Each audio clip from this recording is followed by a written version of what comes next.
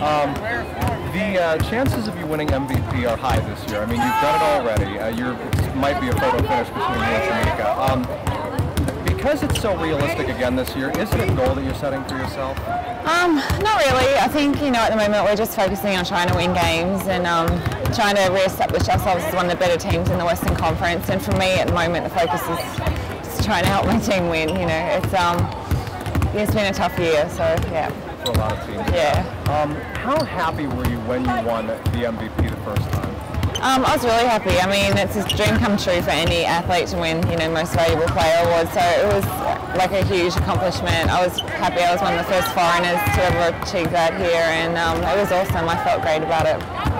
I mean, in talking about playing here versus overseas, what differences do you notice between the WNBA and the other leagues you play in? I think the WNBA is just, every other night it's just hard. Like, it's tough. Like, you just got to battle it out every single night. Everyone's as physical as what I am. Everyone's as tough, or if not stronger and more athletic. And so every night you're coming up against people that are, physically as tough. So it's definitely a hard league. Yeah. I mean, would you say that the highlight of your career in the WNBA exclusively was the 2004 finals?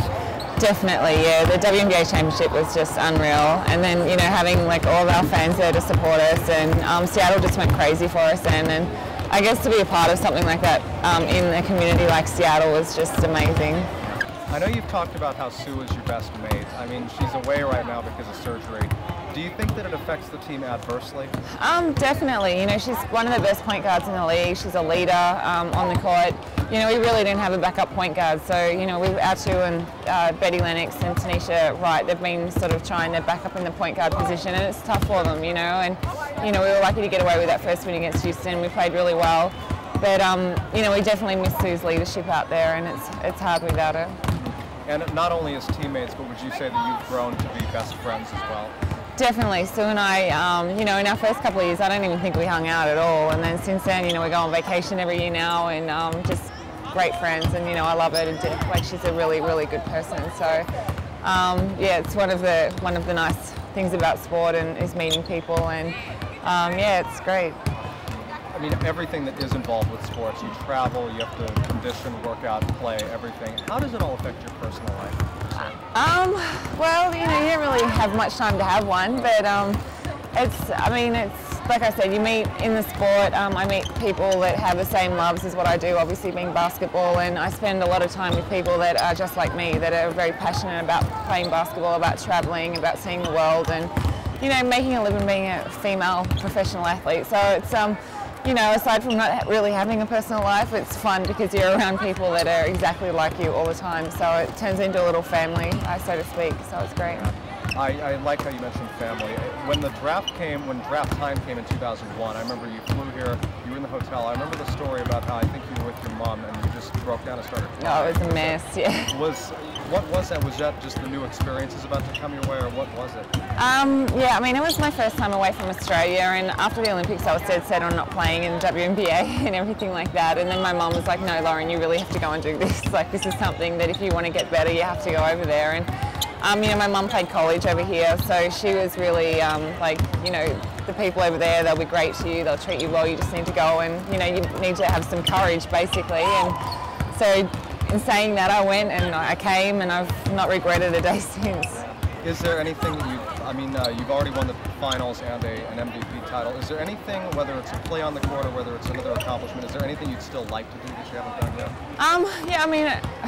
Something that I haven't done. I'd like to win another championship, definitely. I think that the list can always get bigger, you can always get better in some way. And I think, for me, personal satisfaction is a huge thing. Like, I want to be as good as I possibly can be. And, this year I feel like I'm definitely starting to play better basketball, and I'm starting to get to where I really feel like I'll be satisfied, with my game. I'm definitely not satisfied, but I'm getting there, and I'm starting to feel really good about not being injured and things like that. It's been great. With the All-Star game, it's certainly not the first time you've been to it. How excited are you for it? I can't wait. Tomorrow after our game against Connecticut, I'm going to be so excited. I think it's going to be just a really, really fun atmosphere over there. And All-Star Game's just a celebration of, women's basketball and what we've achieved. So I really can't wait. It's exciting. Yeah. And with the off-court opportunities that are available then and really throughout the regular season, how great are those? The off-court opportunities. Just, I mean, to reach out to the community. Oh, yes. And, I mean, for you folks to be able to be ambassadors aside from players, Yeah. to reach out to kids like that, I mean, how much do you like that? Oh, I mean, it's huge. I think that, I mean, if there were those sort of programs in Australia, especially when I was younger, I don't know, I think it would have been more, there would have been more motivation for me to go and train and to be really excited about the potential, potentially being a basketball, a female athlete that could achieve such great heights. And now it's a realistic goal. I mean, when kids see us out there in the community, you know, spreading the word of the WNBA and all things great, I mean, they've got something solid to look forward to in their future. And I think it's definitely, it's a wonderful thing, and we need to keep doing it, and we need to sort of expand as much as we can and spread the word as much as we can, because it's a pretty good lifestyle, you know. Can only get better. Can only get better. Yeah, and my last question is, I mean, a lot of people, WNBA fans, media, they consider Storm versus Sparks to be one of, if not the greatest rivalries in the game. Kind of, if you could characterize it in your own words, do you think that's the case? And also, with no Lisa, do you think it's still a rivalry?